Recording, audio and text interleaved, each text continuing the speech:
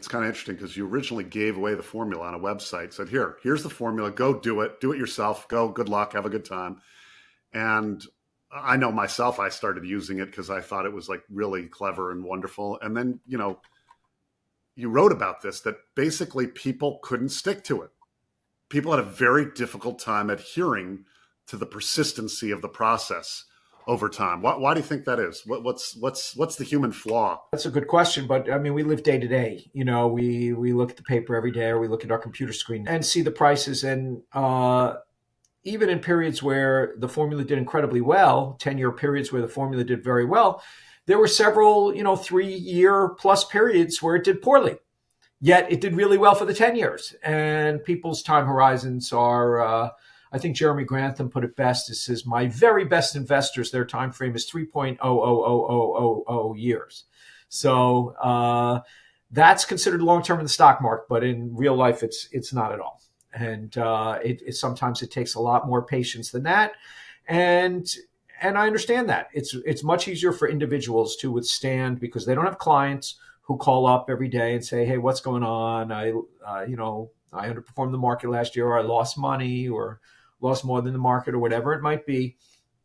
That's very hard to do. And I totally empathize with that. It's just the way it is. But if everyone could do it, as John was suggesting, you read the book, you follow the thing, and it was easy to do, then of course it would stop working.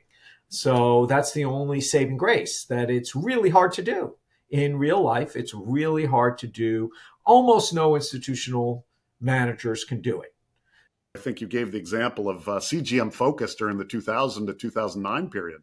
Even the best performing investments or investors are going to underperform by magnitudes of 20 to 60%.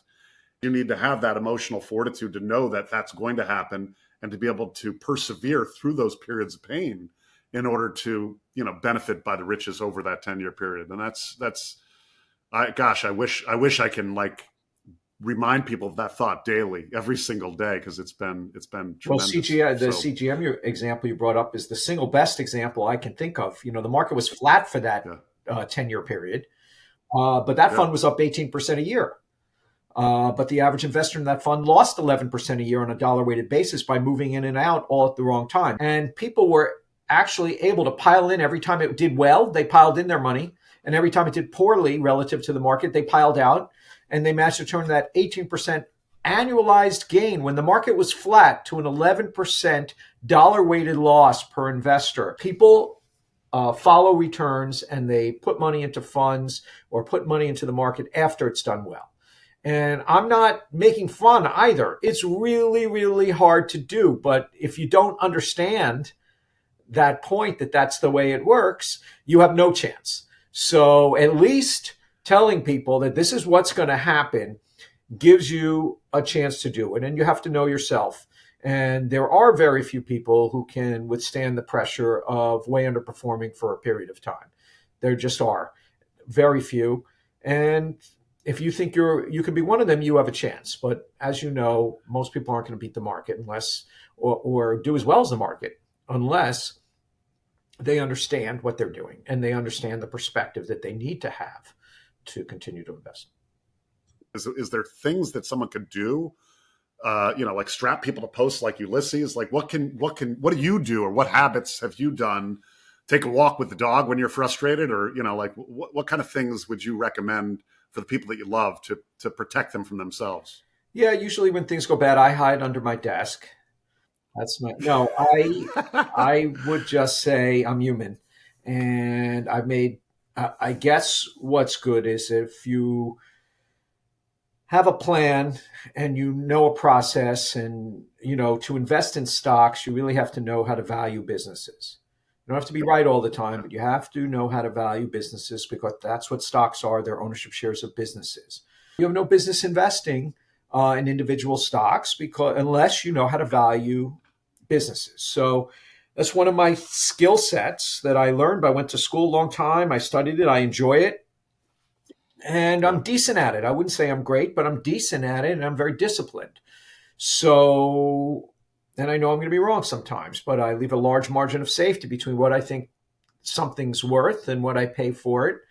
And even when I'm wrong, maybe I don't lose much, or maybe I don't lose anything. Maybe I make a little, but not as much as I hoped. Yeah. And the more I know something, the less upset I get when things go against me. Because when you think about it, unless you bottom tick a stock or a fund even, or the stock market, unless you get the exact bottom, it's down after you bought it every time. It's almost like you never bottom tick. So every time you buy something, it's down from where you bought it.